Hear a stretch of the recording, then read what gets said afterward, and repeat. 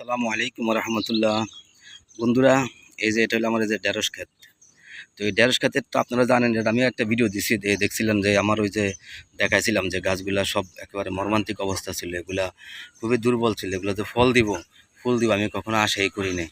তো যাই হোক, চৈত্র বৈশাখ মাসে গরমের সময় অনেকগুলো গাছ, এগুলো গাছ বড় হয়নি, একদম ঝিঙ্গা লেগে আসছিলো। যাই হোক, বৃষ্টি যখন আসছে, বৃষ্টি আসার পরে হালকা আমি নিরাইছি, একটু নিরাই সার পানি দিয়ে গেছি। এখন দেখেন আজকে 10 দিনের ভিতরে প্রত্যেকটা গাছ কি সুন্দর হয়েছে, একেবারে তরতাজা হয়ে উঠছে এবং ফুল ফল দিতেছে মাশাআল্লাহ, খুবই সুন্দর। এই দেখেন প্রত্যেকটা গাছের। আর একটা মজার জিনিস হলে দেখেন প্রত্যেকটা গাছ 3টা করে গাছ হয়ে গেছে গা। এই দেখেন এই গাছটার মধ্যে কয়টা গাছ হয়েছে, 3টা। এই দেখেন এখানে, দেখেন এখানে কয়টা, 3টা। এই যে দেখেন একটা গাছেই 3টা হয়ে গেছে। এই যে দেখেন এই গাছগুলো দেখেন, একটা গাছ 3টা হয়ে গেছে গা, 3টা 4টা হয়েছে দুই একটা। এই যে দেখেন প্রত্যেকটা গাছ, এই যে দেখেন প্রত্যেকটা গাছ 3-4টা করে হয়ে গেছে এক গাছেই। যাই হোক, তখন উল্টা পাল্টা লাগাইছি, মনে করছি ফাঁকা ফুঁকা হয়েছে, এখন তো সবগুলা গাছ বড় হওয়ার পরে মনে হয়েছে ঘন হয়ে গেছে গা, এই অবস্থা হয়েছে আর কি। তো যাই হোক বন্ধুরা, এই গাছগুলা দেখানোর উদ্দেশ্য হলো, এই গাছগুলা আপনাদেরকে আমি আগে একটা ভিডিওতে দেখছেন যে গাছগুলো আমার খুবই খারাপ অবস্থা ছিল, মানে একেবারে দুর্বল ছিল। এই যে দেখেন কি সুন্দর ফল ফুল আসতেছে। তো তখন বৈশাখ মাসে গরমের কারণে এমন হয়েছিল। যাই হোক, এখন বৃষ্টি হওয়ার পরে এই যে দেখেন আমি হালকা সার পানি দিয়ে গেছি, গাছগুলো হালকা নিরে সার দিয়ে গেছি। এখন দেখেন কি অবস্থা, মাশাআল্লাহ সবগুলা গাছই সুন্দর তরতাজা হয়ে উঠছে এবং ফুল ফল আসছে। তো বন্ধুরা, আপনাদেরকে কি বলবো, একটু যত্ন করলে দেখেন এটা একেবারে আমি এই ক্ষেতটা আমি আমার আগে ভিডিওটা দেখলে আপনারা বুঝতে পারবেন, আমি এই গাছগুলো কোনো আশাই করিনি যে এখান থেকে আমি কোনো ফল পাবো। তারপরে ইনশাল্লাহ আমি চেষ্টা চালিয়ে গেছি, মালিক তো আলহামদুলিল্লাহ ভালোই করছে।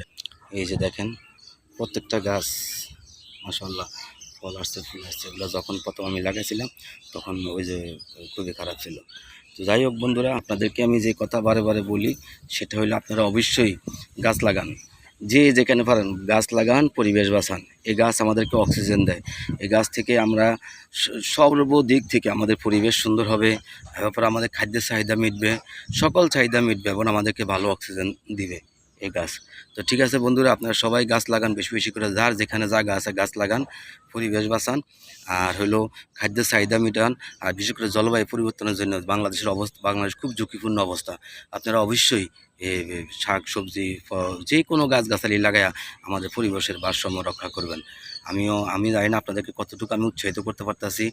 আশা করি আপনারা আমার কথা বুঝতে আছেন, যে আপনারাও লাগান, যে যেখানে জায়গা পান, ঘরে লাগান, বারিন্দা লাগান, ছাদে লাগান, সমস্যা কি? আপনি একটু ফাঁকা জায়গা আছে লাগান, রাস্তার পাশে একটু ফাঁকা জায়গা আছে সে জায়গা লাগান, সমস্যা নাই। এটা তো আপনারও ভালো, সবার জন্য ভালো, আমাদের দেশের জন্য ভালো। তো ঠিক আছে বন্ধুরা, জানি না আমি আপনাদেরকে কতটুকু উৎসাহিত করতে পারতাছি, জানি না, কিন্তু আপনারা অবশ্যই, আমার একটা ইউটিউব চ্যানেল আছে 8 শতাংশের কৃষক, এই চ্যানেলটা দেখবেন এবং এই চ্যানেলে গিয়া আমার ভিডিওগুলা, আমি যে কৃষিকাজ করি সবগুলা কাজ আমি ওই ইউটিউবে আপলোড করে রাখি। আপনারা যাইবেন 8 শতাংশের কৃষক, এই চ্যানেলটা দেখবেন এবং ওখানে আমার যে চ্যানেলটা ওটা আপনারা সাবস্ক্রাইব করবেন এবং বেল আইকন চাপবেন, যেন আমি প্রত্যেকটা ভিডিও দিলে নতুন নতুন আপনারা পেয়ে যান। আর ঠিক আছে বন্ধুরা, ভিডিও বেশি দীর্ঘায়িত করব না। আপনারা সবাইকে আমি এইগুলো দেখানোর উদ্দেশ্য হইল, এই যে দেখেন এই গাছটা মাশাআল্লাহ কি সুন্দর ফল ফুল আসছে, দেখানোর উদ্দেশ্য হইল আপনারা সবাই উৎসাহিত হন, আমরা সবাই গাছ লাগাই, পরিবেশ বাঁচাই। আজকের মতো রাখি, সবাই ভালো থাকবেন, নিজের খেয়াল রাখবেন। আল্লাহ হাফেজ।